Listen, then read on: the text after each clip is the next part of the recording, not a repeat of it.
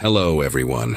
Before we start, make sure to like and subscribe to the channel, and leave a comment with where you're from and what time you're watching. That way, YouTube will keep showing you stories just like this one. Now, let's begin. I need people to understand something about what happened to me last summer in the Ozark National Forest. I'm 32, work as an electrician in Little Rock, and I've been hiking solo for about 8 years now. That Saturday in late June started like any other weekend trip. I'd driven out early, parked at a lesser-known trailhead about 40 miles from town, and planned to do a 15-mile loop through some backcountry sections that barely see any foot traffic. The heat was already building by 9 in the morning, that thick Arkansas humidity that makes your shirt stick to your back within minutes. I had my usual gear, lightweight pack, 2 liters of water, some jerky and trail mix, my GPS unit, and a small fixed-blade knife on my belt. The first few miles were peaceful, just me and the sound of cicadas screaming in the trees, the occasional rustling of squirrels, and my boots crunching on the dry pine needles that carpeted the trail. Around noon, I decided to veer off trail for a bit to check out a creek I could hear running somewhere below the ridge I was on. That's when everything went sideways. After bushwhacking down a steep slope for maybe 20 minutes, fighting through thorny vines and dodging spider webs, I pushed through a thick wall of mountain laurel and stumbled right into what looked like someone's camp. But this wasn't your typical backpacker's setup with ultralight gear and leave-no-trace ethics. There were at least 6 or 7 makeshift tents made from blue tarps and rope strung between trees, a fire pit still smoldering with fresh coals, clothes hanging on lines, and trash everywhere. Empty cans of beans, cigarette packs, and dozens of liquor bottles, mostly cheap whiskey and vodka, scattered around like someone had been throwing them after finishing. The smell hit me immediately. Unwashed bodies, rotting food, and something else underneath it all. Something chemical and sharp that made my nose burn.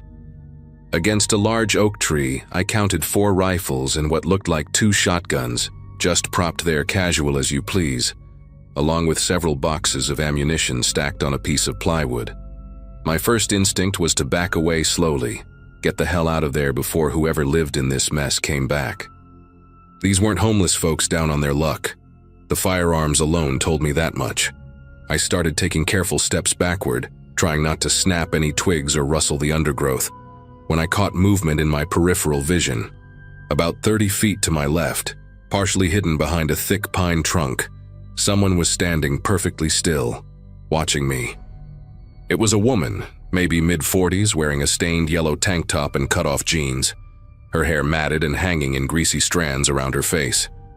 She didn't say anything, didn't move, just stared at me with this blank expression that made every hair on my arm stand up. I raised my hand in what I hoped was a friendly wave, tried to smile, and said something like, "Sorry, didn't mean to intrude. Just got turned around looking for the creek." She didn't respond, didn't even blink, and that's when I noticed more movement. To my right, behind me, all around the perimeter of the camp. They were everywhere. I counted at least 8 people, maybe more, all positioned between the trees like they'd been waiting there the whole time. Men and women of various ages, all dressed in worn, dirty clothes, all watching me with that same vacant stare.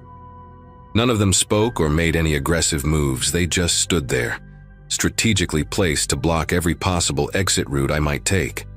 The closest one to me was a skinny guy, probably early 20s, with a scraggly beard and a faded baseball cap, standing maybe 15 feet away next to a makeshift table made from an old door, balanced on cinder blocks.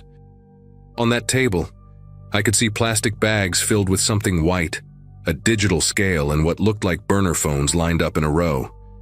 The chemical smell I'd noticed earlier suddenly made sense, and I felt my mouth go completely dry. These people weren't just squatting in the forest.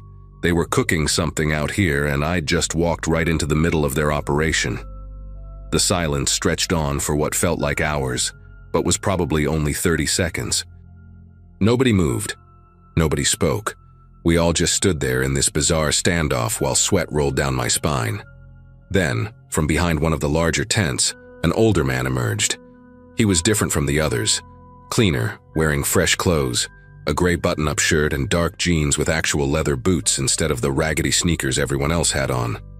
He had silver hair pulled back in a neat ponytail and walked with this confident stride that immediately marked him as the one in charge.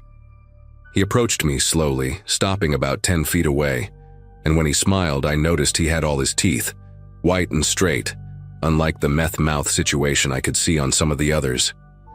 "You're pretty far off the trail, friend," he said, his voice calm and oddly pleasant, like we were chatting at a coffee shop instead of in the middle of nowhere with armed guards surrounding us. "GPS must have led you astray. Happens sometimes out here. These devices, they don't always account for the old trails, the ones that aren't on the official maps anymore." I tried to keep my voice steady as I agreed with him, explaining that yeah, I'd been following what I thought was a deer path down to the creek and must have gotten confused. He nodded along, still smiling, and then asked me where I'd parked, how long I'd been hiking, if anyone knew where I was today. The questions seemed casual, but I could feel the weight behind each one. He was trying to figure out if I was alone, if anyone would come looking for me. I lied and said my girlfriend was expecting me back by 5, that she had my GPS coordinates on her phone through one of those safety apps, that she'd already texted me twice asking for updates. His eyes narrowed slightly at that, and he pulled out an old flip phone from his pocket, checking something on it. "No cell service out here," he said, and it wasn't a question. "Haven't been for years. Tower companies don't bother with this section of the forest." My stomach turned to ice because he was right. I hadn't had a signal since about 2 miles from the trailhead, and we both knew it. He took a step closer, and I instinctively stepped back, which made him chuckle. "Relax, nobody here wants trouble. We're just a group of folks who prefer living off the grid, away from all the government oversight and surveillance. You understand that, don't you? Sometimes a man just needs his freedom." Behind him, I could see 2 more people emerging from tents, both carrying what looked like hunting rifles, though they kept them pointed at the ground. One of them, a heavy-set man with a thick red beard and a scar running from his left ear to his jaw, walked over to the table with the drugs and started casually packing things into a black duffel bag, never taking his eyes off me. The leader continued talking, his tone still friendly but with an edge creeping in. "Problem is, friend, you've seen our little community here. That puts us in an awkward position. We value our privacy, you see. Have to, considering how the world treats people like us who just want to be left alone. So now we need to figure out what to do about this situation." The woman in the yellow tank top had moved closer while he was talking, now standing maybe 8 feet away, and I could see her more clearly. Her arms were covered in scabs and scratches, some fresh, some healing, and her pupils were so dilated her eyes looked almost black. She kept scratching at her neck with dirty fingernails, leaving red marks on her skin, and mumbling something under her breath that I couldn't make out. The leader noticed me watching her and sighed. "Don't mind Julie. She's going through a rough patch, but we take care of our own here." He gestured around the camp with obvious pride. "Everyone here has a story, a reason they can't be part of regular society anymore. Some got pushed out, some chose to leave. But we've built something here, a real community. We look out for each other, share what we have, protect what's ours." His hand moved to rest on his hip, pushing back his shirt just enough for me to see the grip of a pistol tucked into his waistband. "And we're very, very good at protecting what's ours. I knew I had to get out of there, but running would be suicide. They knew this terrain. They were armed, and they had me surrounded. So I tried to play it cool, told him I understood completely, that I was just a hiker who took a wrong turn and had no interest in anyone's business. I even made up a story about my own brother getting hassled by the cops for living in an RV, trying to build some kind of connection. The leader listened, tilting his head like he was considering my words, then looked around at his people. Some kind of silent communication passed between them, nods and gestures I couldn't interpret. Finally, he turned back to me and said, "Here's what's going to happen. You're going to walk with me and my associate here." He pointed to the red-bearded man who'd finished packing the duffel bag. "And we're going to escort you back to the main trail. You're going to forget you ever saw this place. You're going to forget these faces, forget this conversation. Because if you don't, if we see any cops sniffing around here or rangers or anyone asking questions, well..." He didn't finish the sentence, but the red-bearded man made a throat-cutting gesture that was crystal clear. "They made me empty my pockets first, took my phone, my GPS unit, even my little digital camera I had clipped to my pack strap. The leader scrolled through my phone's photos while the red-bearded guy checked my GPS history, making sure I hadn't marked any waypoints near their camp. Clean," the big man grunted, "and they gave everything back except the GPS. That stays with us," the leader said. "Consider it a small price for your education today." Then we started walking, the leader in front, me in the middle, and the red-bearded man behind me with his rifle now cradled in his arms. The rest of the group stayed at the camp, but I could feel their eyes on us until the trees swallowed us up. We walked in silence for about 20 minutes, pushing through thick undergrowth, following no trail I could see. The leader moved through the forest like he'd been doing it his whole life, never hesitating, never checking a compass. Behind me, I could hear the red-bearded man's heavy breathing and the occasional grunt when he had to duck under a low branch.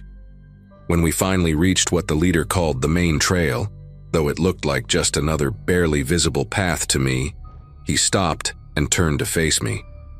"Your car's that way," he said, pointing north. "About 3 miles. Should take you an hour if you move quick." He stepped closer, close enough that I could smell coffee and cigarettes on his breath. "I want to be very clear about something. We know what you look like now.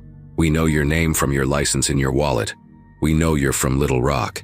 If anything happens to disturb our peace here, we'll know who to thank for it. And friend, you do not want that.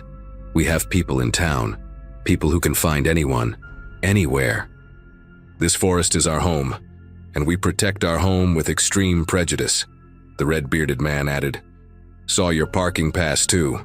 Nice blue Ford pickup, Arkansas plates ending in 472. Be a shame if something happened to it on one of those dark city streets." The threat was so casual, so matter-of-fact, that it hit harder than if they'd been screaming at me. The leader gave me one last smile, that same unsettling, friendly expression from before, and said, "You seem like a smart man. Smart men know when to keep their mouths shut. Don't make us regret letting you walk away." Then they turned and melted back into the forest, moving so quietly I lost sight of them within seconds, even though I was staring right at where they'd gone. I stood there for a full minute, making sure they were really gone before I started hiking north as fast as I could without actually running. Those 3 miles felt like 30, and I kept looking back, expecting to see them following me. But there was nothing but trees and shadows. When I finally saw my truck through the trees, intact and alone in the small gravel parking area, I nearly cried with relief. I drove straight home, didn't stop for gas or food or anything, just white-knuckled it all the way back to Little Rock. And you know what? I never reported it. Never told the cops, never told the rangers, never even told my family. It's been 4 months now and I still check my rearview mirror constantly. Still get jumpy when I see a blue tarp or smell that chemical smell. I know those people are still out there, cooking their drugs and living their twisted version of freedom. But I also know they were dead serious about their threats. Sometimes keeping quiet isn't about being a coward. It's about being smart enough to know when you're completely outmatched.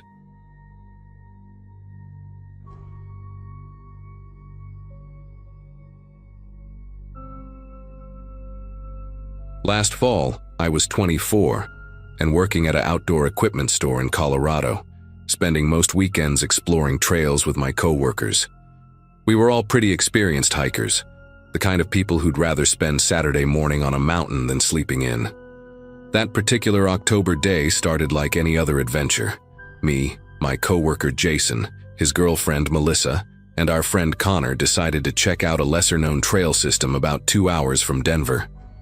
The weather was perfect, crisp autumn air with golden aspens everywhere, and we'd packed enough supplies for a solid 8-mile loop that was supposed to take us through some beautiful backcountry.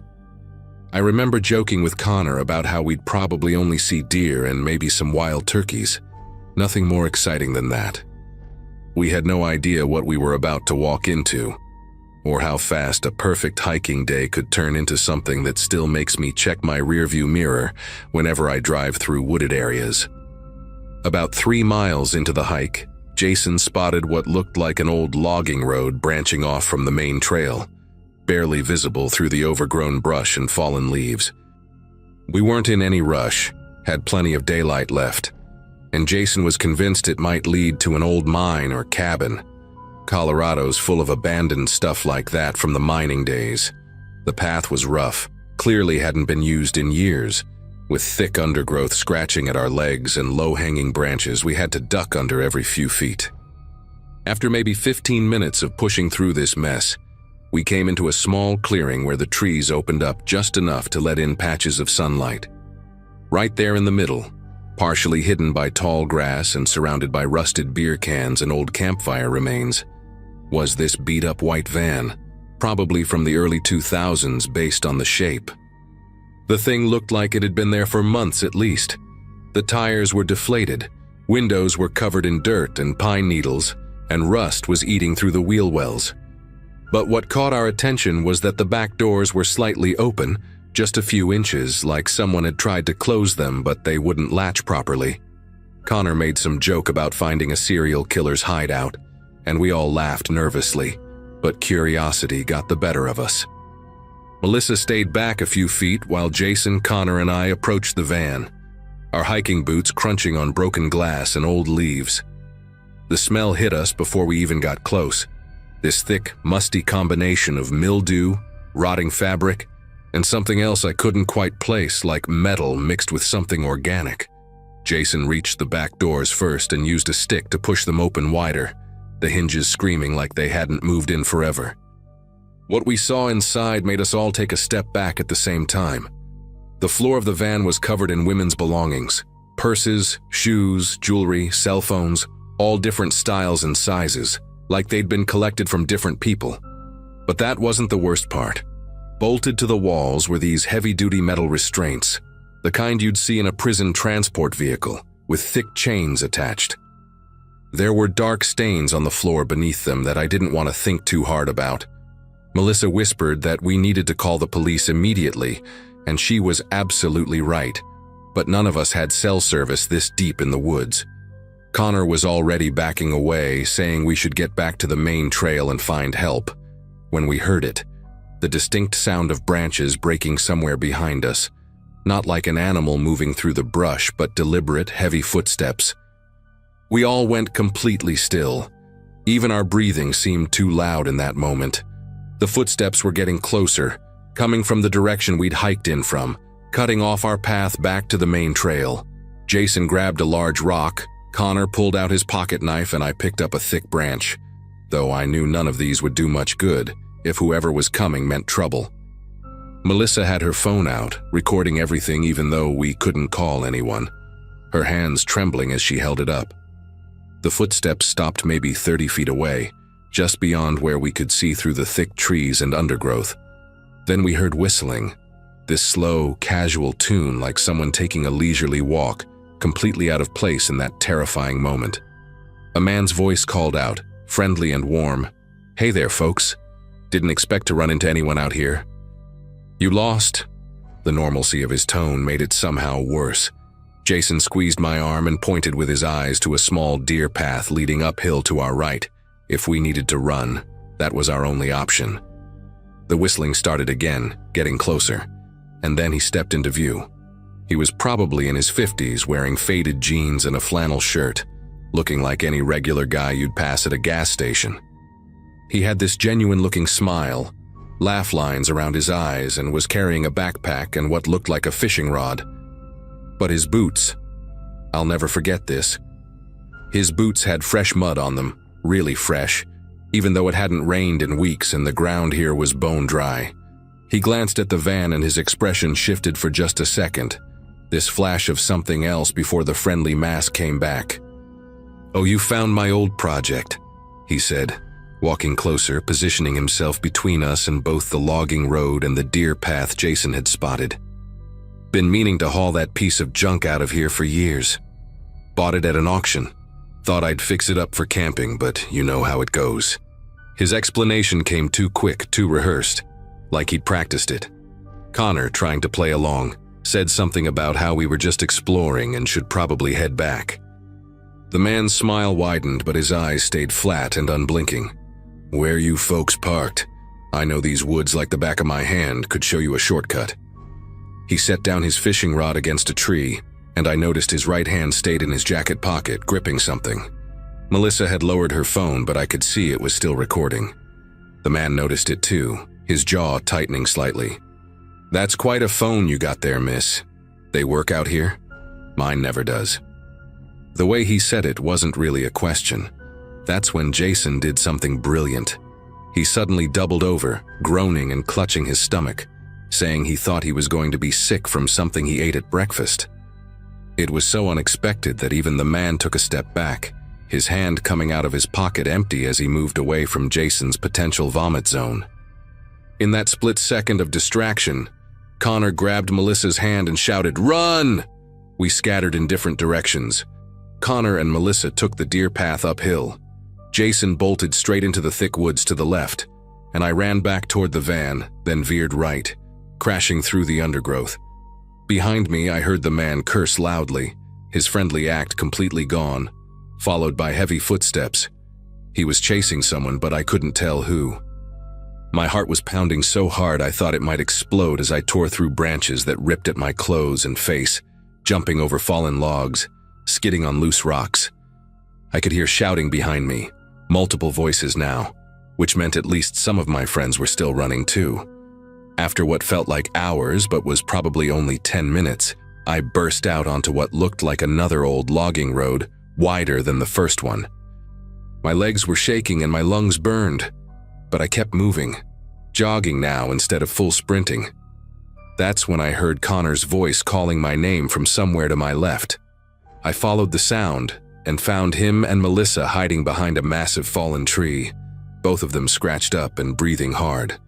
Melissa was crying but still had her phone clutched in her hand. We waited there, listening for any sound of pursuit, for what must have been 5 minutes before Jason came crashing through the brush from a completely different direction, his shirt torn and blood running down his arm from a deep scratch. He'd lost the man by going through a creek bed and doubling back. We didn't stop to celebrate our reunion. We just started moving, staying together this time, following the logging road which eventually, miraculously, connected to an actual Forest Service road with trail markers. It took us another 2 hours of half running, half speed walking before we finally reached the parking area where Connor's truck was waiting, untouched. The second we had cell service, Melissa called 911 while Connor started the truck, ready to leave immediately if needed. The dispatcher kept us on the line, asking detailed questions about the location, the van, the man's description, everything we could remember. Within 20 minutes, 2 sheriff's deputies arrived at the parking area to take our statements, and they called in more units to search for the van. We showed them the video Melissa had taken. Her phone had captured the interior of the van clearly, including the restraints and the scattered belongings, plus about 10 seconds of the man before she lowered it. One of the deputies, an older woman with graying hair, watched the footage and immediately got on her radio, calling for additional backup and mentioning something about connecting this to the other cases. That phrase made my whole body go cold.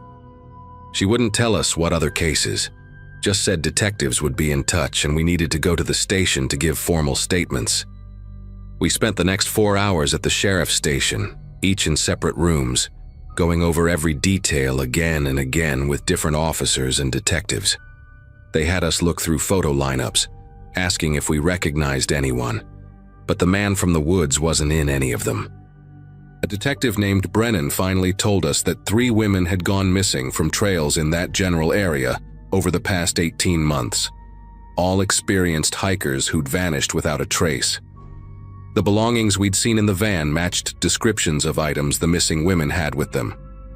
By the time they let us leave, it was past midnight, and they gave us each a business card with a case number, telling us not to discuss the details with anyone except law enforcement while the investigation was active. They also mentioned that they'd found the location we described, but the van was gone. Just tire tracks in the dirt, and some scattered trash remained.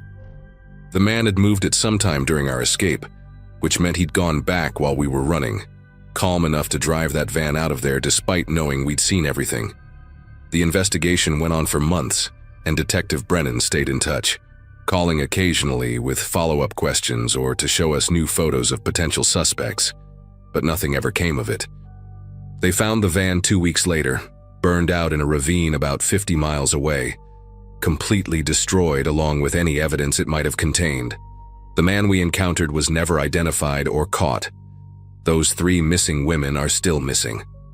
What haunts me most is how normal he seemed at first, how he could have been anybody, a neighbor, someone behind you in line at the grocery store, a friendly hiker sharing the trail. Jason ended up quitting his job and moving to Arizona, said he couldn't handle being around forests anymore. Melissa and Connor broke up a few months later.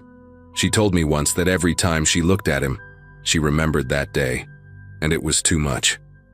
We all dealt with it differently, but none of us ever went hiking together again. I still live in Colorado, still work at the same store, but I haven't been on a trail since that October day.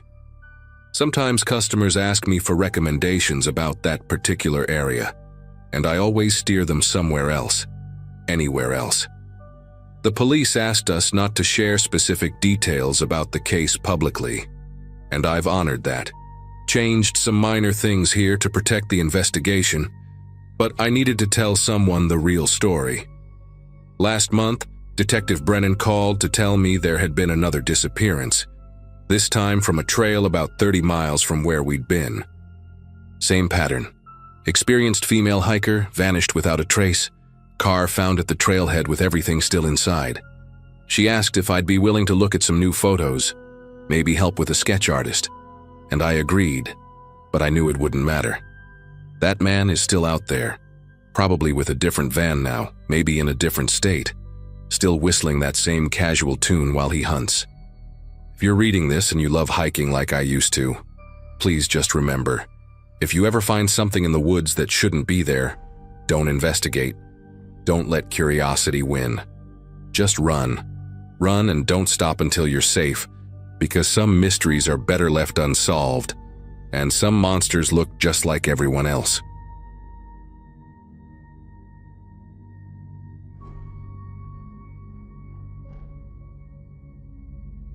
The weekend started like any other hiking trip I'd taken with my college buddies. It was early May 2018, right after finals week at Oregon State, and the 4 of us, me, Brandon, Kevin, and Josh, decided we needed to decompress in the mountains. I was 22 then, working part-time at a sporting goods store while finishing my environmental science degree. We'd booked this rustic cabin near Mount Hood through some sketchy website that Josh found, mainly because it was dirt cheap and had decent reviews. The place sat about 3 miles from the nearest trailhead, surrounded by nothing but Douglas firs and the occasional deer path. We figured it would be perfect for disconnecting from everything. No cell service, no Wi-Fi, just us, our backpacks full of beer and trail mix, and whatever card games we remembered to bring. The first day was exactly what we needed. We hiked about 8 miles on the Pacific Crest Trail, took photos at every scenic overlook, and made it back to the cabin around sunset, exhausted but satisfied. The cabin itself was smaller than the photos suggested. Basically 1 main room with 2 bunk beds, a kitchenette that hadn't been updated since the 70s, and a bathroom where you had to jiggle the toilet handle just right to make it stop running. But honestly, after sleeping in tents for most of our camping trips, having 4 walls and a roof felt like luxury. We cooked burgers on the ancient propane stove, played poker using pretzel sticks as chips, and Brandon told the same story about his ex-girlfriend that he'd been telling since freshman year. By 11 o'clock, we were all ready to crash, our legs sore from the hike, and our stomachs full of cheap beer and junk food. Around midnight, I woke up needing to pee. Probably shouldn't have had that 4th beer. The cabin was pitch black except for the green glow from Josh's fitness watch on the nightstand. I fumbled for my phone to use as a flashlight, trying not to wake anyone as I navigated between the backpacks and hiking boots scattered across the floor. That's when I heard it. heavy footsteps on the wooden deck outside. Not the light patter of a raccoon or the quick movements of a deer, but deliberate, measured steps, like someone walking slowly around the perimeter of the cabin. I stood there in my boxers, phone in hand, listening as the footsteps moved from the front deck toward the side where our bedroom window was. They'd take 3 or 4 steps, then stop for maybe 10 seconds, then continue. The boards creaked under the weight. Whoever it was, they weren't trying to be quiet. Kevin must have heard it too because I saw him sit up in the bottom bunk across from me. We made eye contact in the dim light, and he mouthed, "What the hell?" I shrugged, but my chest was already tightening with that primal feeling you get when something's genuinely wrong. The footsteps continued their circuit around the cabin, pausing at each window. I crept over to the front window and carefully moved the curtain aside just an inch. In the moonlight, I could make out a figure, tall, wearing what looked like a dark jacket and jeans, standing about 10 feet from the cabin, just staring at the building. He wasn't moving, wasn't doing anything really, just standing there with his arms at his sides. After maybe 30 seconds, he turned and walked toward the tree line, disappearing into the shadows between the massive fir trees. We woke Brandon and Josh, whispering about what we'd seen. Josh, always the skeptic, insisted it was probably just another hiker who got lost, or maybe the property owner checking on the cabin. But Brandon pointed out what we were all thinking. Who the hell checks on a rental cabin at midnight by walking circles around it and staring through windows? We decided to barricade the door with the heavy wooden dresser, which made an awful scraping sound against the floor that seemed to echo in the silence. Josh grabbed the cast iron skillet from the kitchen. Kevin found a hiking pole, and Brandon clutched his pocket knife like it was a sword. I had my phone ready to call 911, even though we all knew there was no signal. We sat there in the dark, 4 grown men huddled together like kids at a sleepover, listening to every sound outside, every branch that moved in the wind, every pine cone that fell on the roof. For about an hour, nothing happened. We started to relax a little, making nervous jokes about how we'd tell this story later, how we'd probably scared ourselves over some drunk local or a confused park ranger. Josh even suggested we were being paranoid and should move the dresser back. Then the doorknob turned. Not a violent twist, but slow and deliberate, like someone testing if it was locked. The handle jiggled once, twice, then stopped. We heard footsteps on the deck again, heavier this time, less careful. They walked to the window on the left side of the door, the one we hadn't covered with curtains because it faced the woods. A face appeared in the glass, hands cupped around the eyes to see inside better. The guy was probably in his 40s, with a scraggly beard and a baseball cap pulled low. He pressed his forehead against the window, scanning the dark room, and even though we were all frozen in place, I swear he was looking right at us. The man disappeared from the window and everything went quiet for maybe 5 minutes. We could hear our own breathing, Brandon's knuckles cracking as he gripped his knife tighter, the old refrigerator humming in the corner. Then came a sound that made my whole body go rigid, the screech of metal on metal from the back of the cabin. Kevin whispered that there was a tool shed attached to the rear wall, and the owner had mentioned something about maintenance equipment being stored there. We heard rustling, things being moved around, and then footsteps returning to the front of the cabin. This time, he didn't test the doorknob. Instead, we heard a solid thunk against the door, then another. He was using something heavy, maybe a crowbar or a hammer, working at the lock. The old wooden door frame started splintering with each hit, little pieces of painted wood falling onto the floor inside. Josh didn't wait for the door to give way. He started yelling at the top of his lungs, "We've called the police! They're on their way! Get the hell out of here!" Which was a complete lie, but seemed worth trying. The pounding stopped for a second, and we heard the man's voice for the first time, rough and slurred like he'd been drinking. "Ain't no police coming out here, boys. Just want to talk. Open up." The way he said boys made my skin prickle. He'd been watching us long enough to know we were young men. Not a family, not a couple. Brandon started recording a video on his phone, thinking maybe we'd need evidence later, while Kevin grabbed the fire extinguisher from beside the stove. The pounding resumed, harder now, and we could see the door frame starting to buckle. The deadbolt was holding, but the wood around it was cracking, splitting along the grain with each impact. When the door finally gave way, it happened fast. The frame splintered completely and the door swung inward, slamming against the dresser we'd pushed in front of it. The dresser held, but there was now a gap of about 8 inches between the door and the frame.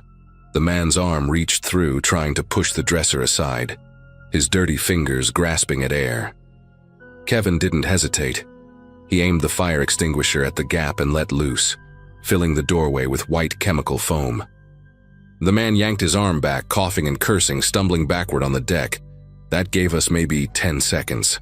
Josh and I threw our weight against the dresser, trying to push it back against the broken door, while Brandon grabbed his backpack and started pulling out anything we could use. A camping hatchet he'd brought for splitting kindling, a length of rope, even a can of bear spray he'd insisted on packing despite everyone making fun of him for it. The man came back angrier, wiping foam from his face with his sleeve. He kicked at the door, sending the dresser sliding back another few inches despite our weight against it. Through the gap, I could see him clearly now. Weathered face, wild eyes, wearing a flannel shirt with reflective strips like construction workers wear. He wedged the crowbar into the gap and started prying, using his whole body weight as leverage. The dresser scraped across the floor inch by inch. Kevin sprayed him again with the extinguisher, but it was running low, producing more of a weak mist than a strong blast. That's when Brandon made his move. He lunged forward with the bear spray, stuck his hand through the gap, and emptied the entire can directly into the man's face. The scream that followed was unlike anything I'd ever heard, primal and enraged. The man fell backward off the deck, clutching his face, rolling on the ground. We used those moments to reinforce our barricade. Josh and I flipped the kitchen table and wedged it against the dresser, while Kevin grabbed the bunk bed mattresses to stack against the windows. Brandon stood guard at the door gap with the hatchet, ready to swing if the man tried to reach through again. We could hear him outside, still moaning, stumbling around, knocking things over. Then we heard something that gave us hope. Sirens in the distance. Turns out Josh's phone had managed to send an emergency SOS when he'd tried calling 911 earlier. Even without cell service, some phones can still ping emergency satellites, and apparently his had gotten through. The sirens grew louder, and we saw red and blue lights filtering through the trees. The man must have heard them too, because we heard him crash through the underbrush, heading deeper into the woods. By the time 2 sheriff's deputies arrived, weapons drawn and flashlights sweeping the area, he was gone. The deputies took our statements, examined the damaged door, and called for backup to search the woods. One of them, Deputy Ramirez, recognized our description of the man immediately.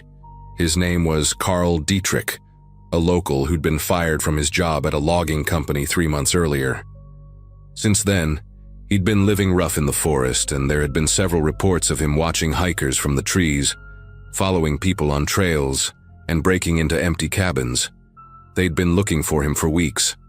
They found him about 2 hours later, hiding in a drainage pipe about a mile away, still partially blind from the bear spray.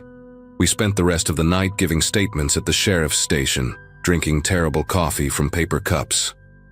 They told us Carl had a history of mental illness and substance abuse, and losing his job had sent him into a spiral. He'd been stalking hiking groups for weeks, but we were the first ones he'd actually tried to confront. The detective said we did everything right, stayed together, fought back, and most importantly, didn't let him inside where he could have cornered us. We drove home that morning in complete silence, everyone processing what had happened. I haven't been camping since.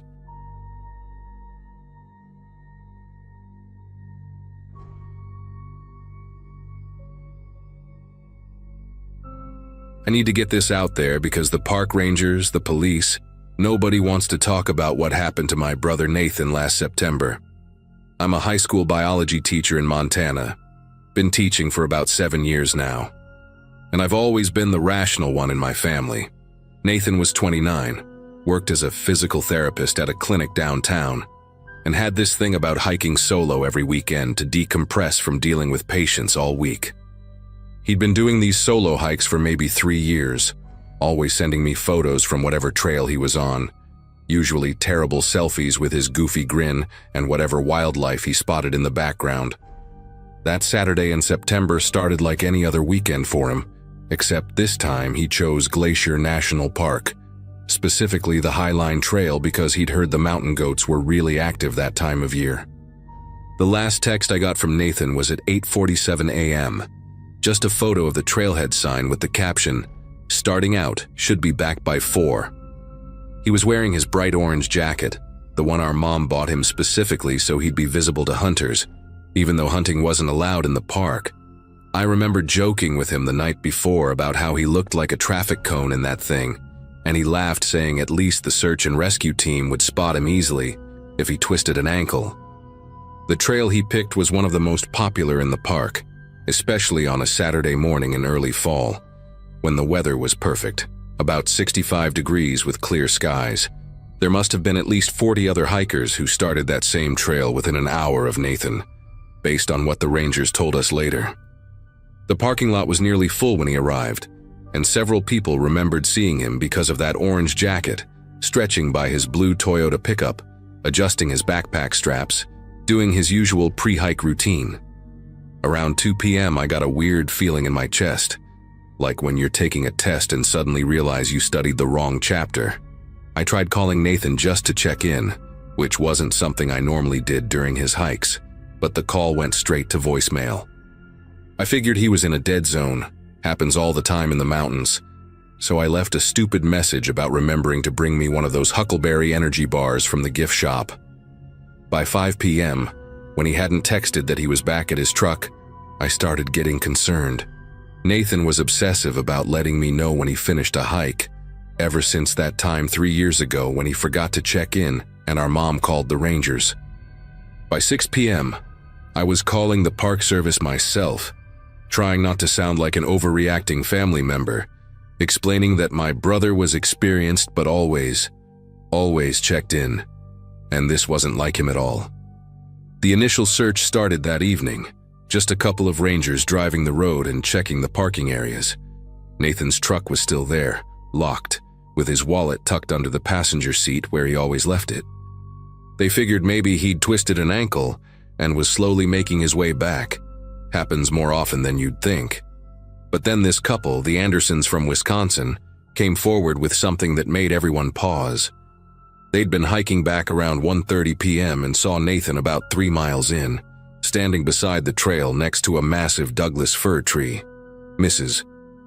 Anderson remembered specifically because Nathan had helped them take a photo at a scenic overlook about 10 minutes earlier, and she'd commented on his jacket, saying her grandson had the same one. When they passed him by that tree, he was just standing there, his backpack on the ground beside him, looking up into the branches like he was watching something. Mr. Anderson had asked if everything was okay, and Nathan had turned, given them this huge smile, and said, "Just perfect, actually. Have a great hike."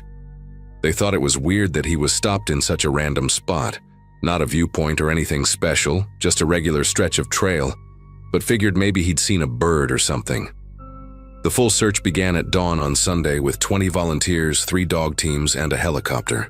I drove through the night from Montana to join them, running on gas station coffee and pure adrenaline.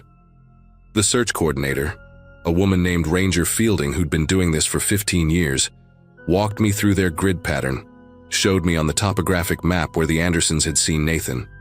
She kept reassuring me that most missing hikers are found within the first 48 hours, usually dehydrated, but fine.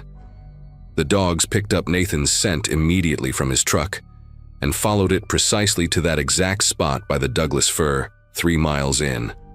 Then nothing. Not a single trace beyond that tree. The lead dog handler, this gruff guy named Tom who barely spoke except to his German shepherd, walked that same circle around the tree maybe 50 times, watching his dog's reaction. The dog would track right up to where the backpack was found, sit down and whine, pawing at the ground like the scent just evaporated into thin air.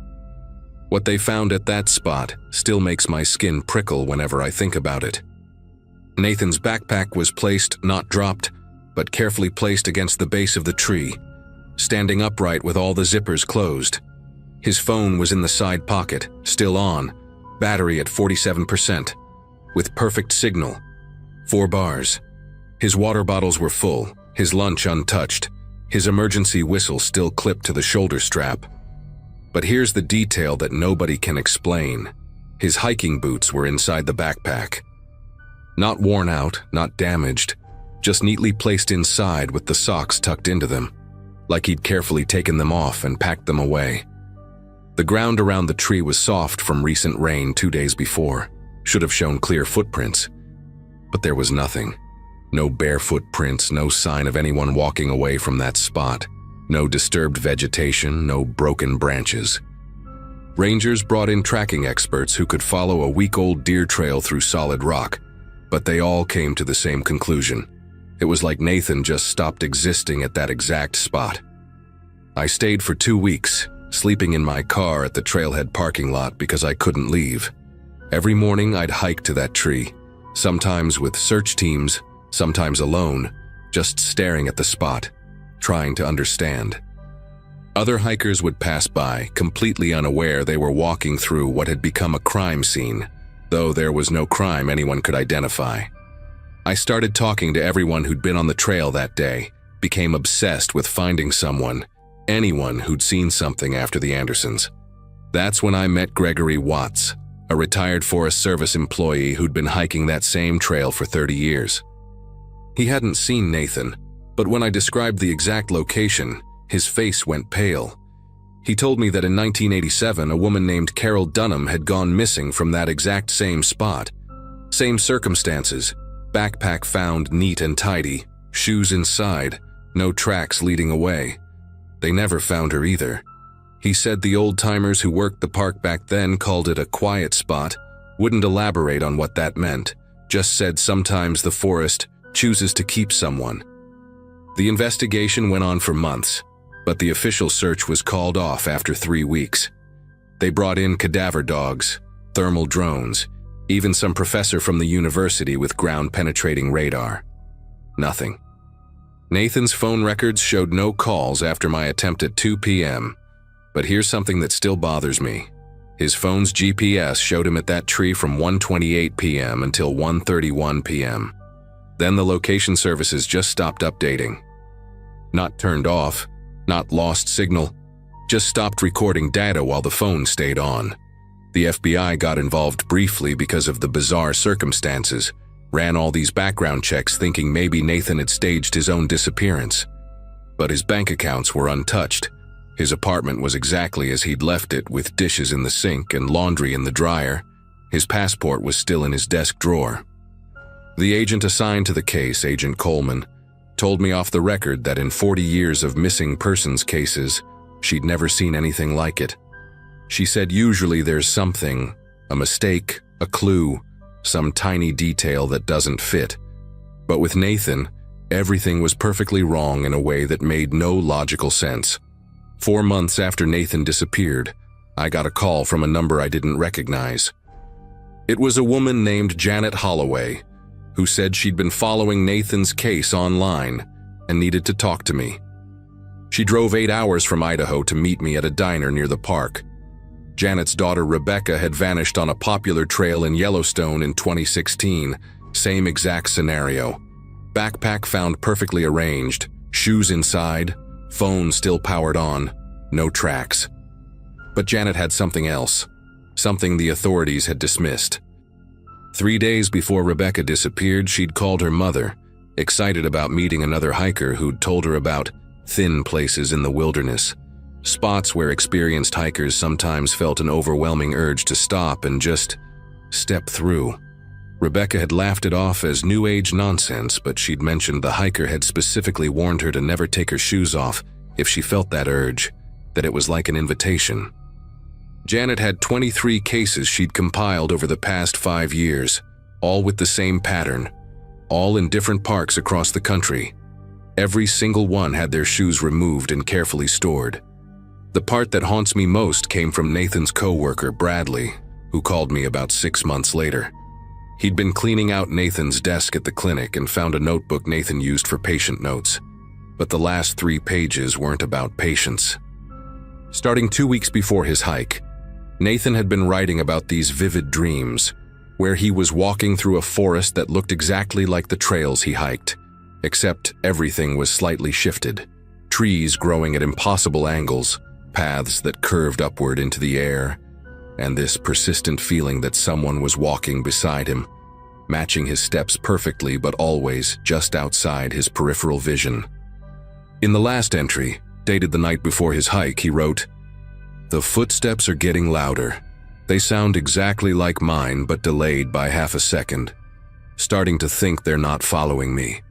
Starting to think they're waiting for me to catch up." Bradley thought Nathan might have been having some kind of breakdown, but I knew my brother.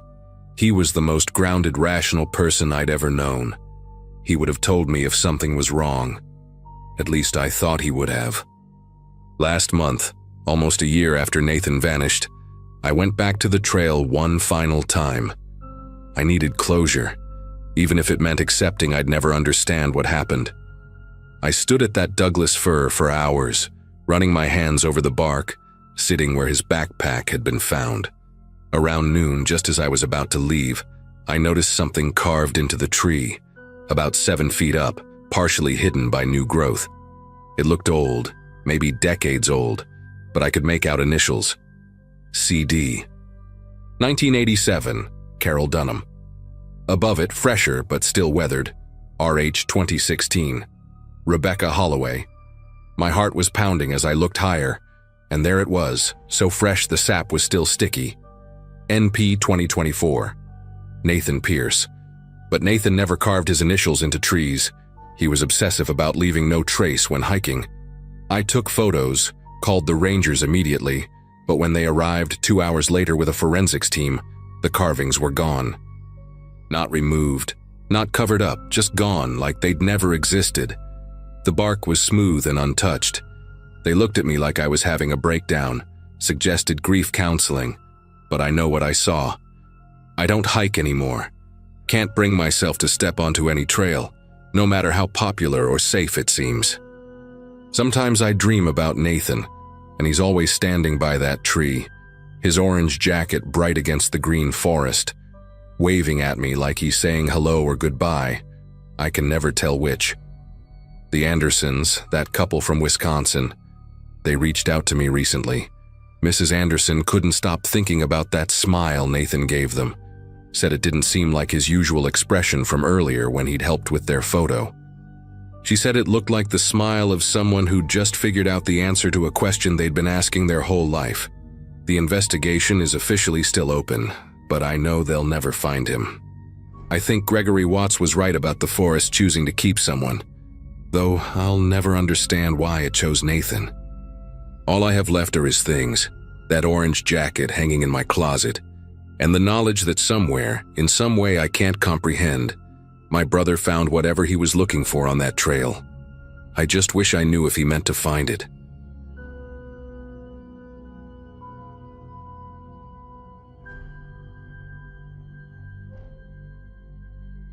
The search dogs went absolutely insane when they reached that spot. Barking, whining, spinning in circles like they'd hit an invisible wall. And then nothing. Complete silence. 6 different K9 units, all trained in wilderness tracking, and every single one of them lost Ashley Carpenter's scent at the exact same patch of dirt, 40 feet from where we found her water bottle standing perfectly upright against a moss-covered log.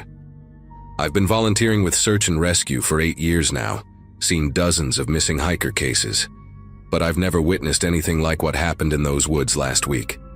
Ashley was my roommate's younger sister, 24 years old, fresh out of nursing school with a job lined up at Harborview Medical Center. She texted her mom a photo from the summit at 11:47 a.m. Big smile, peace sign, her distinctive red hiking boots visible at the bottom of the frame, and by 2 p.m. she'd vanished from a trail she'd hiked at least a dozen times before. The Cascade foothills in early August are packed with hikers, especially on weekends, and the Granite Lake Loop Ashley chose that Saturday morning is basically a highway of outdoor enthusiasts. 5 miles total, moderate difficulty, with wooden bridges over the creeks and signs at every junction telling you exactly how far to the parking lot. When Ashley didn't show up for her 7 p.m. shift at the hospital, her supervisor immediately called her emergency contact. Her car, a beat-up Subaru with nursing textbooks still visible in the back seat, was sitting right there in the trailhead parking lot where she'd left it. Her hiking permit was filled out correctly, displayed on the dashboard, listing her expected return time as 4 p.m. The first search teams deployed within 2 hours of the missed shift call, and I joined them the next morning, thinking we'd find her with a twisted ankle somewhere just off the trail, embarrassed but safe. Day 2 changed everything. Around 11 a.m., Frank, a veteran search volunteer with silver hair and knees that clicked when he walked, spotted something blue about 300 yards off the main trail, down a steep embankment covered in devil's club and blackberry thorns. Ashley's water bottle, that expensive insulated kind everyone in Seattle seems to own, was standing perfectly upright against a decomposing log, not a scratch on it, the ice inside still partially frozen after 36 hours in the woods. Her initials, AMC, were etched into the bottom with what looked like a wood-burning tool, and there was still about half the water left inside. The placement bothered everyone immediately. You don't carefully set your water bottle down if you're injured or panicking, and you definitely don't leave it behind on purpose.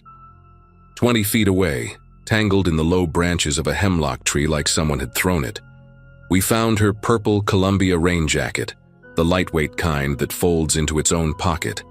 That's when they brought in the dogs, 6 different teams from 3 counties, including this legendary bloodhound named Duke, who'd found a lost kid in a snowstorm 2 winters ago. The handlers started them at Ashley's car, let them get the scent from her sleeping bag she always kept in the trunk, and watch them work their way up the trail. Every single dog followed the exact same path, main trail to the 2-mile marker, sharp left onto a deer track barely visible through the ferns, straight down to where we'd found her gear. But here's where it gets genuinely disturbing. At a seemingly random spot about 40 feet from her water bottle, every dog just stopped. Not gradually losing the scent like what happens when rain washes it away or too many people contaminate the area. They hit that spot and reacted like they'd walked into a wall, some backing up, others sitting down and refusing to move forward. Duke actually started howling in this deep, mournful way that made everyone stop talking. The search coordinator, a woman named Diane who'd been doing this for 15 years, had us form a grid pattern from that spot where the dogs stopped. We were literally shoulder to shoulder, moving through the underbrush inch by inch, checking every hollow log, every depression in the ground, every thick cluster of salal bushes. The terrain there was strange. Not quite a clearing, but not dense forest either, with these odd gaps between the trees where the canopy opened up in almost perfect circles. The ground was covered in this thick, spongy moss that made it hard to see if it had been disturbed, and underneath, the soil was dark and loamy, almost black. We found animal tracks, deer, raccoons, what looked like coyote, but no human footprints beyond that mysterious stopping point. The forensics team took soil samples, photographed everything, even brought in ground-penetrating radar, but the equipment kept malfunctioning, showing these weird readings that the operator said he'd never seen before, like the density of the earth kept changing every few feet. I need to tell you about Wednesday afternoon, because that's when things went from strange to genuinely frightening. We'd expanded the search radius to almost 2 miles from where her gear was found, and I was paired with this retired firefighter named George, who kept talking about how the birds were too quiet. He was right. Usually those woods are full of stellar jays and chickadees, but that day, it was like someone had hit a mute button on nature. We were checking this ravine that ran parallel to the trail when George grabbed my arm hard enough to leave bruises. About 50 feet below us, partially hidden by a massive root ball from a fallen cedar, there was what looked like fresh digging, not natural erosion or animal activity, deliberate human-sized excavation with the dirt piled neatly to one side. We called it in immediately, and within minutes the entire search team had converged on our location. They brought in an excavation team, approached it like a crime scene, everybody holding their breath while they carefully removed the soil. The hole was empty, but it wasn't just empty. It was precisely dug, about 6 feet long, 3 feet wide, and 4 feet deep, with corners so sharp they looked machine-cut. The walls were smooth, compacted, like someone had spent hours perfecting them. At the bottom, pressed into the dirt, was a pattern of small indentations that the forensics photographer spent 20 minutes documenting from every angle. They looked almost like writing or symbols, but not quite. More like someone had pressed objects into the soil in a deliberate sequence. The smell coming from that hole was wrong too. Not decay or earth, but something chemical, like copper pennies mixed with antifreeze. While the forensics team worked, I noticed something else. Ashley's phone. It was tucked into a crevice in the root ball, screen cracked but still functional, battery at 12%. The last photo in her gallery wasn't the summit selfie she'd sent her mom. There were 17 more pictures after that, all taken between 1:47 and 1:53 p.m., and every single one was completely black. Diane had me look through the phone with her since I knew Ashley personally, hoping I might notice something important. The black photos had location data intact, all taken within a 100-foot radius of where we found the hole, but at different elevations, like she'd been moving up and down rapidly. Her last text conversation was with someone named Paul, a number not in her contacts from 3 days before her hike. The messages made no sense. Paul had sent her GPS coordinates, nothing else, and Ashley had responded with, "Confirmed for Saturday." When we checked, those coordinates led to a spot about a quarter mile from where the dogs lost her scent. The detective who'd joined the search by then ran Paul's number. It belonged to a burner phone purchased with cash at a gas station in Tacoma 2 weeks earlier, activated once to text Ashley, then never used again. The security footage from the gas station showed a man in a baseball cap and sunglasses, average height, average build, could have been anybody. He paid for the phone and a cup of coffee, kept his head down the entire time. Friday morning, day 6 of the search, brought the most disturbing discovery yet.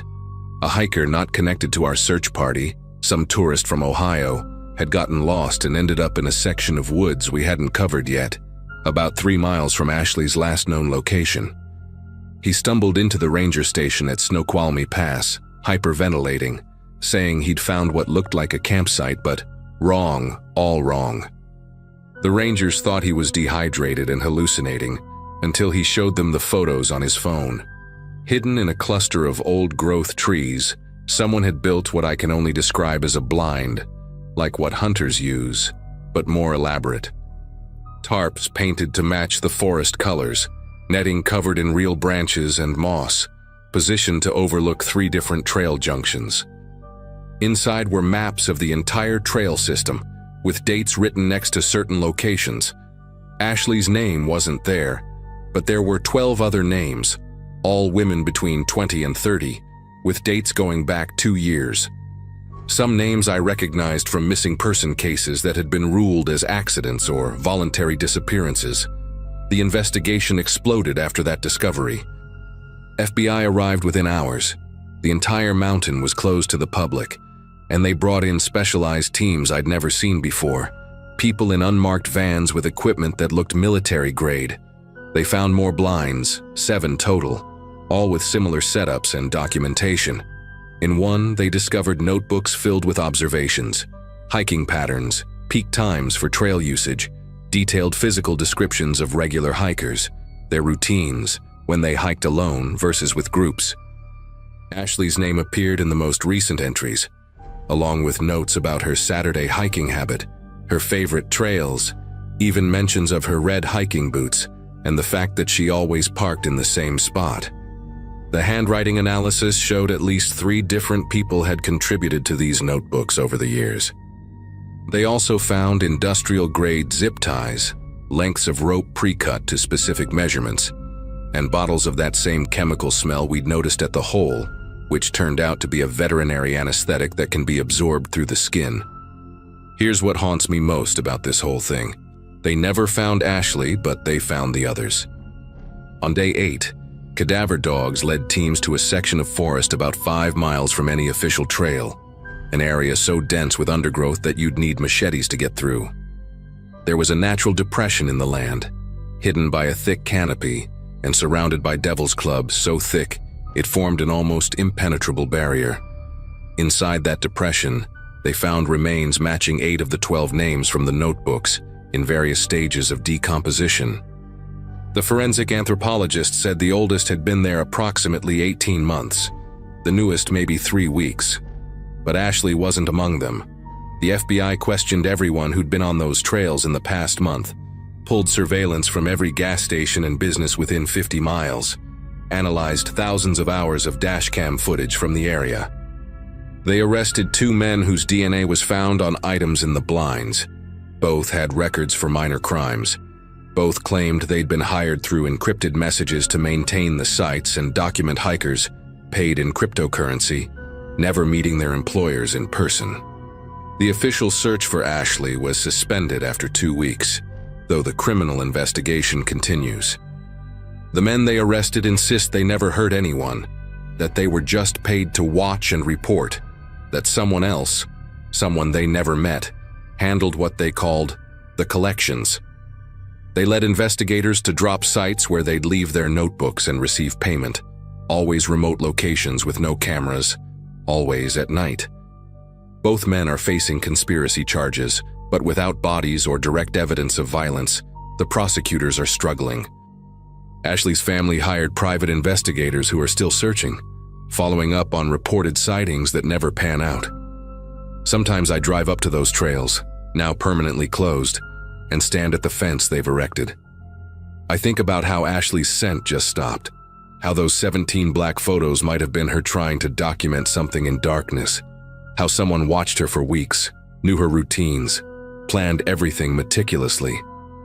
The worst part is knowing that whoever orchestrated this is still out there, probably already scouting new locations, watching new trails, picking new names to write in notebooks.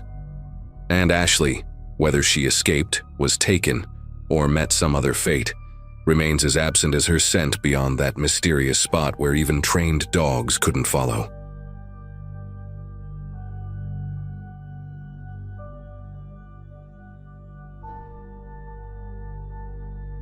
Teaching art to elementary school kids in a small Pennsylvania college town wasn't exactly thrilling at 27, but it paid the bills.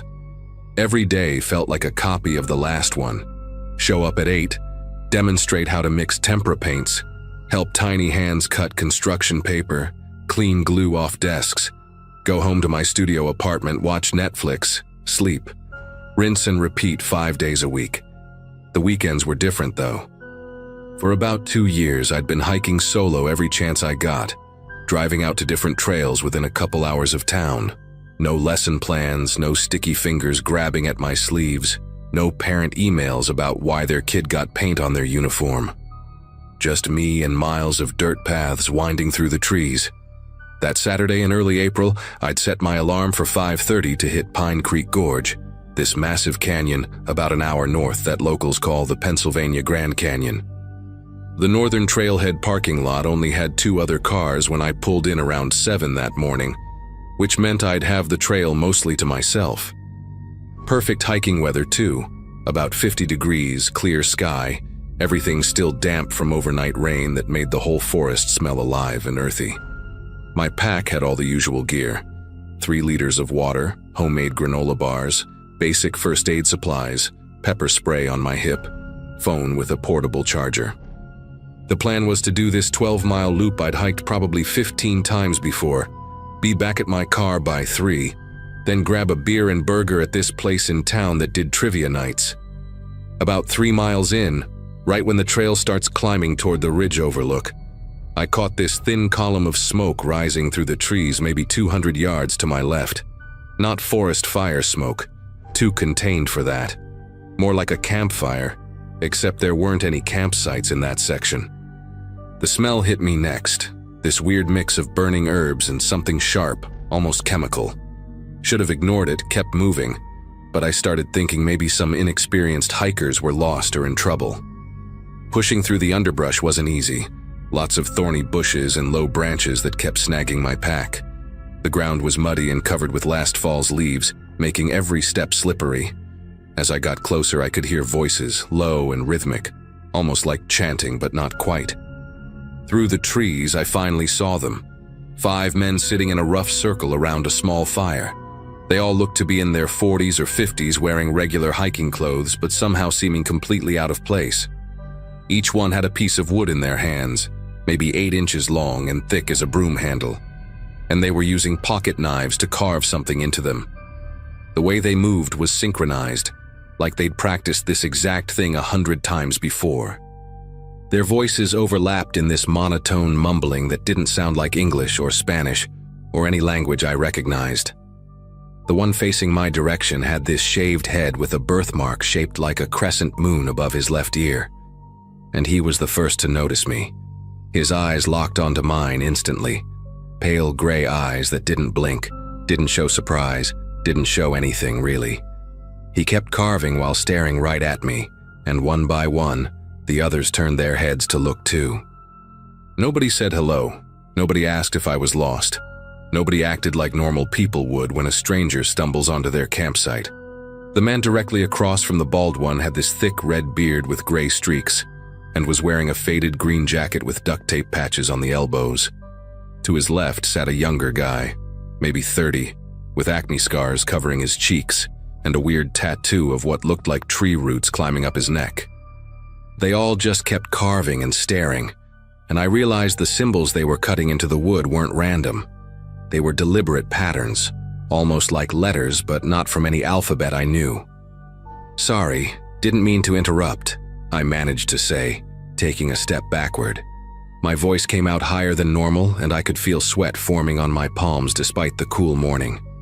The bald one with the birthmark tilted his head slightly, like a dog hearing a strange noise, but didn't respond. Instead, he lifted the piece of wood he'd been carving and held it up toward me. The symbols he'd cut were deep and precise, 3 interlocking triangles with a spiral in the center, and below that, something that looked like a stick figure but with too many arms. The smoke from their fire kept drifting toward me, making my eyes water, and that sweet metallic smell was getting stronger. I noticed they had a metal bucket next to the fire with some kind of liquid in it, dark and oily, and every few seconds one of them would dip their carved stick into it. The 4th man, who I hadn't gotten a good look at before, stood up slowly. He was massive, probably 6'4", wearing a brown canvas jacket that looked like it hadn't been washed in months. His hair was long and greasy, tied back with what appeared to be a shoelace, and he had these deep-set eyes that were so dark they looked black.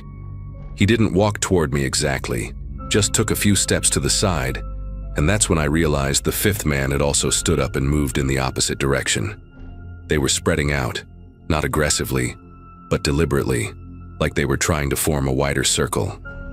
The younger one with the neck tattoo started humming, this low, droning sound that the others picked up one by one until all 5 were doing it. My brain was screaming at me to run, but I tried to play it cool, gave them an awkward wave, and said something stupid like, "Well, have a good hike," before turning around and walking back toward the undergrowth, forcing myself not to run because somehow that felt important. Getting back through the bushes seemed to take forever, every snapping twig under my feet sounding like a gunshot. Once I hit the main trail, I picked up my pace, not quite jogging but definitely speed walking. My heart was pounding so hard I could hear it in my ears, and I kept glancing back every few seconds. Nothing, just trees and empty trail. After about 5 minutes, I finally let myself breathe normally, and even laughed a little at how paranoid I was being. They were just weird guys doing some strange ritual thing, probably some New Age nature worship group or something. But then I heard it, a branch breaking somewhere behind me, maybe 50 yards back. Then another. The sounds were spaced out, deliberate, like someone trying to maintain distance but definitely following. I pulled out my phone to call 911 but had no signal, which wasn't unusual for that part of the gorge, but felt particularly awful right then. I knew the trail well enough to know there was a park ranger station about 2 miles ahead, right where the loop trail intersects with the Blue Blaze Trail that goes down to the creek. 2 miles. I could do 2 miles. I started actually jogging now, not caring if they knew I was scared. The footsteps behind me picked up too, and then I heard that humming again, but louder, coming from multiple directions. They weren't all behind me anymore. Some had gone around through the woods and were moving parallel to the trail. I could catch glimpses of movement through the trees, a flash of that green jacket here, the tall one's brown canvas there. They were keeping pace with me easily, and I realized they knew these woods way better than I did. The worst part was when the humming would stop for a few seconds, and all I could hear was my own ragged breathing and their footsteps getting closer, spreading out wider, like they were hurting me somewhere specific. My legs were burning, and my pack kept bouncing against my back, throwing off my balance. Up ahead, I saw a fallen tree blocking part of the trail. Huge thing. Probably came down in a storm, with its root system torn up and creating this wall of dirt and tangled roots about 8 feet high. I had to slow down to climb over it, and that's when the bald one appeared on the trail behind me, maybe 30 feet back. He wasn't running, just walking with this steady, measured pace, still carrying that carved stick. His gray eyes never left mine as I scrambled over the tree, my hiking boots slipping on the wet bark, my knee slamming hard into a branch. Behind him, I could see the younger one with the neck tattoo emerging from the trees, and he had something in his hand. Looked like a rope or cord made from stripped bark, twisted and braided together. The ranger station had to be close, maybe another half-mile. I dropped down the other side of the fallen tree and immediately felt a sharp pain in my ankle. Must have landed wrong. But adrenaline is one hell of a drug, and I kept moving, limping but still faster than walking.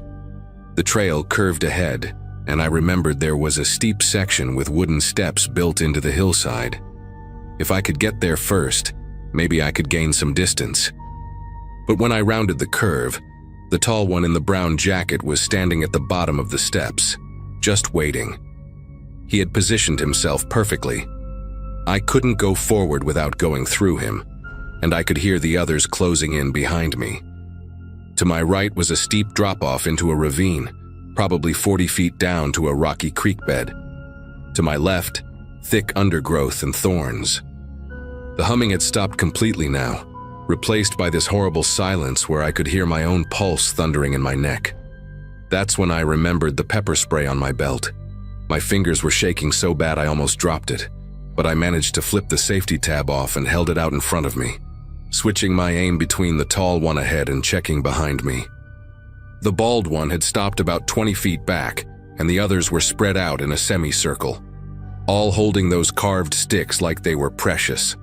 The tall one took a step forward, and I just started spraying wildly, screaming at the top of my lungs. Not words, just this primal sound I didn't know I could make. The spray caught him right in the face, and he stumbled backward, hands going to his eyes, making this awful choking sound. I didn't wait to see what the others would do. I charged right at him while he was blinded, shoulder-checked him hard as I passed, and took those wooden steps 3 at a time, my twisted ankles screaming with every impact. Behind me, I could hear shouting for the first time. Actual words, though I couldn't make them out over my own gasping breaths and the blood rushing in my ears. The ranger station came into view, a small brown building with a green roof, and I've never been so happy to see a government building in my life. I burst through the door like a madwoman, probably looked absolutely insane, covered in mud, bleeding from scratches I didn't remember getting, tears and snot all over my face, still clutching that pepper spray like a lifeline. The ranger, this older woman named Officer Garrett, took one look at me and immediately got on her radio. Within 15 minutes, there were 3 more rangers and 2 state police officers there. They searched for over 2 hours but never found the men. They did find the spot where the fire had been. The ashes were still warm, and there were those wood shavings everywhere, covered in symbols. The police took photos and samples of everything, especially that oily residue they'd left in the dirt. Officer Garrett drove me back to my car and followed me home to make sure I got there safe. I filed a full report, but nothing ever came of it. I still hike, but never alone anymore, and definitely never at Pine Creek Gorge.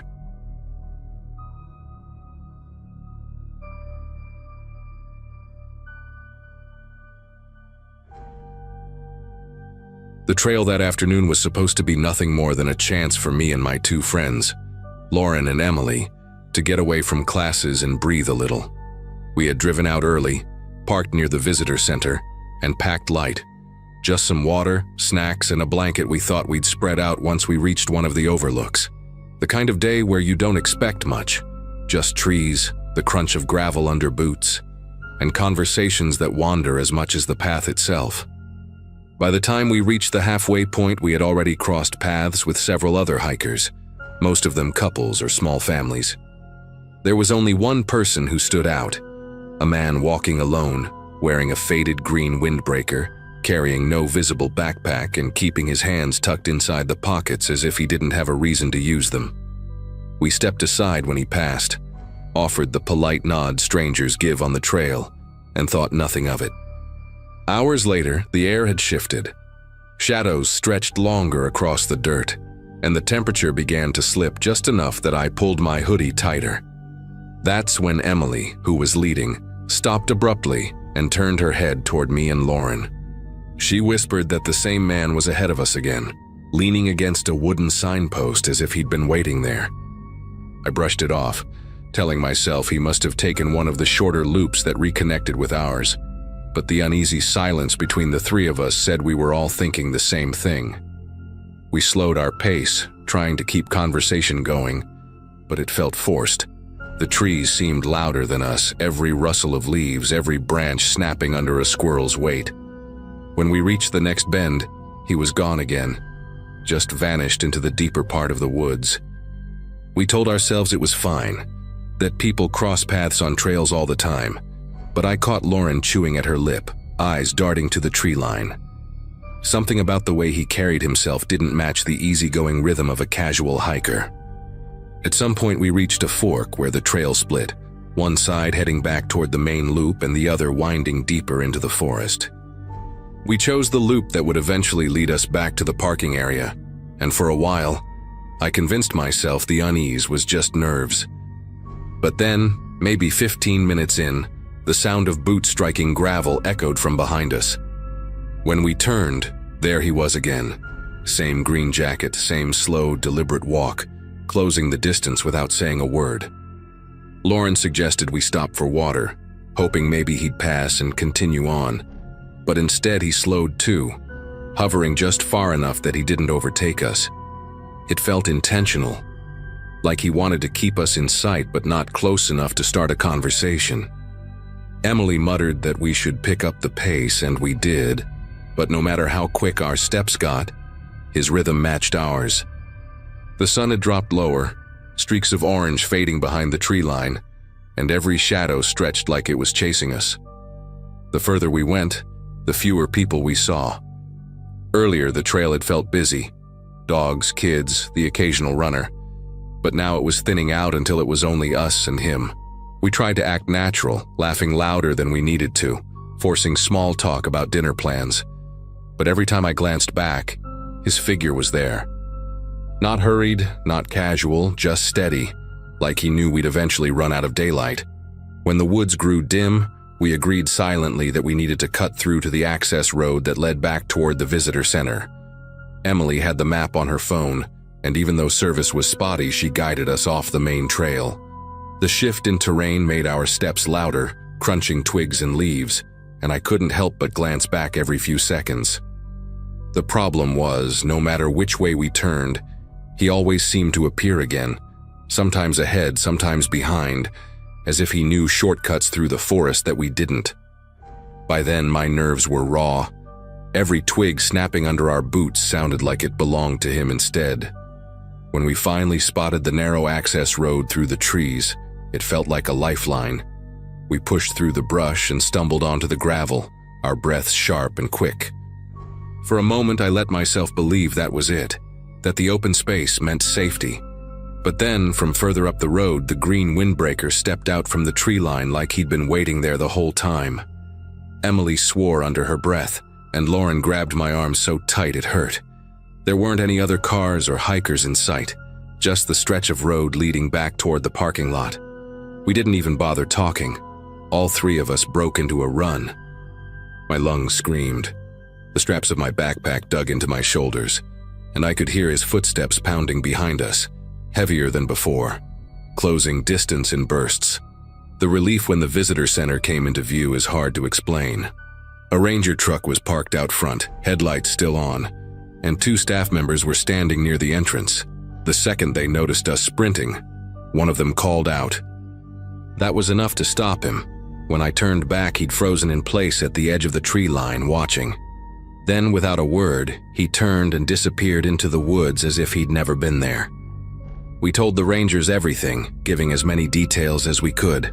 The jacket, his height, the way he always reappeared.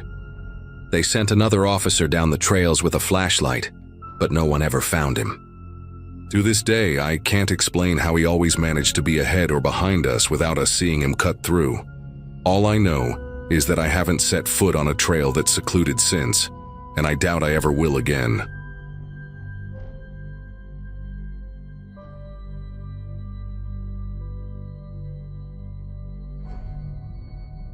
It was a fall break a few years back when my brother and I decided to get out of the city for a couple of days.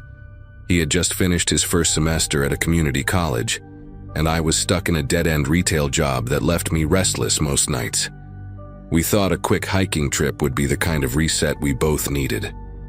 The national park we picked wasn't one of those huge tourist traps. It was quieter, with long stretches of forest where you could walk for hours without hearing another person's voice. That solitude was exactly what drew us there in the first place. My brother's name is Daniel, and he's always been more adventurous than me. He has this way of convincing people, especially me, that just 1 more mile is no big deal.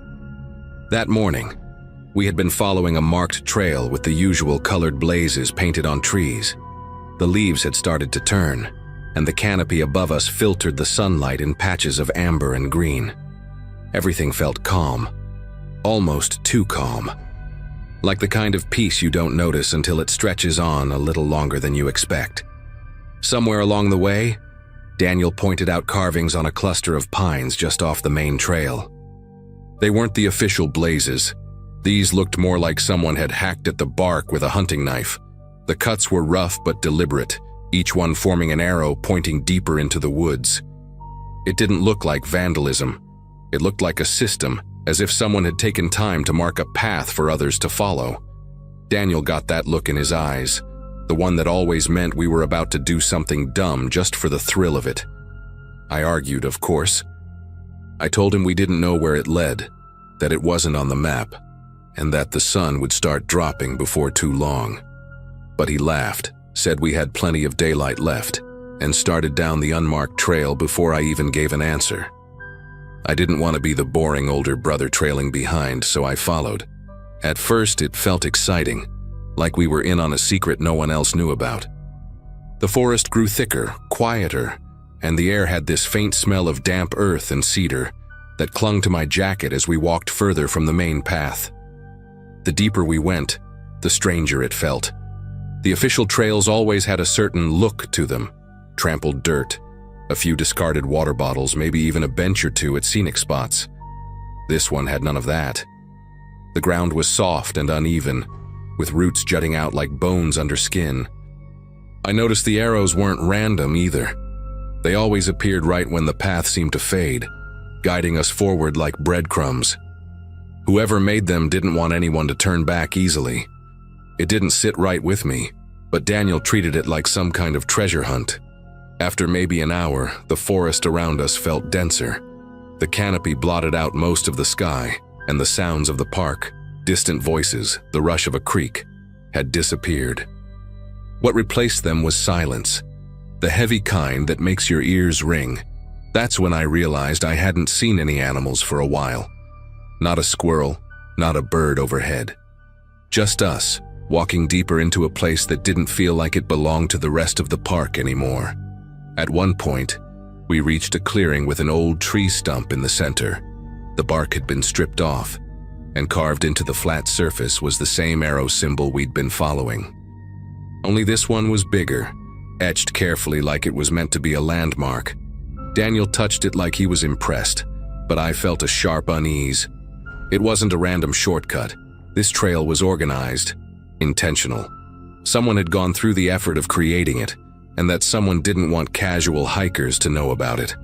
I told Daniel again we should turn back, but he shrugged me off and kept going. The arrows beyond that point grew rougher, almost rushed, but they still pushed us forward.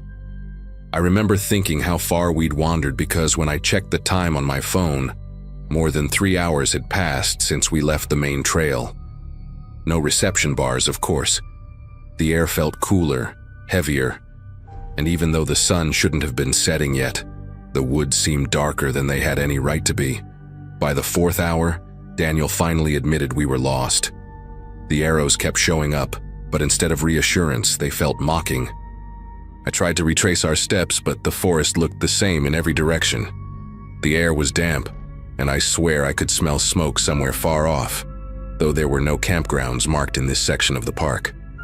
The deeper we walked, the more I felt like we weren't supposed to be there at all, like we'd stepped into a place that existed just outside the edges of the official map. We eventually stumbled across something that made my skin crawl. Another clearing, this one with a crude wooden structure leaning against a cluster of trees. It wasn't a shelter in the normal sense. It looked more like a blind someone would use for hunting, except it had carvings all over the planks. The same arrow shapes scratched over and over until the wood was scarred with them. Daniel tried to laugh it off, but I couldn't shake the thought that this wasn't a random trail. It was built to funnel people here. That was the breaking point. I forced Daniel to agree that we needed to turn around, even if it meant backtracking blindly. We walked for hours, ignoring the arrows, heading whichever way the terrain sloped until we finally heard water. Following the sound brought us to a stream, and from there we managed to reconnect with a marked trail just as the last light faded. I don't think I've ever felt relief hit so hard as when I saw that painted blaze again. To this day, I wonder who created that path. It wasn't some ranger's shortcut. There were no signs, no records, nothing on any map we checked afterward. The fact that the arrows led deeper and deeper instead of circling back is what unsettles me the most. Someone wanted strangers to follow, and they made damn sure the way out wasn't easy. We never told anyone at the park office. Part of me still regrets that, but another part is glad I didn't have to explain why two brothers followed a trail that was never meant to exist.